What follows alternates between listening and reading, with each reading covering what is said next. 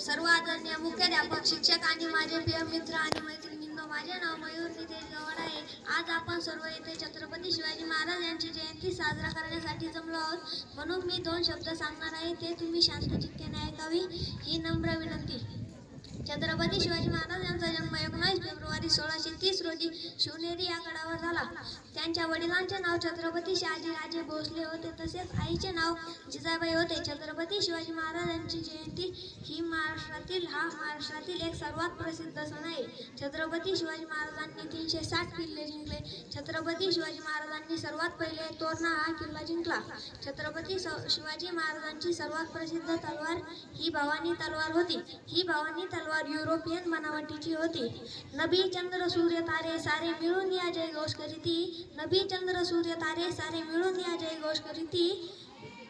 त्रिकंठात गाजत राही अशी शुभांची कीर्ती, अशी शुभांची कीर्ती.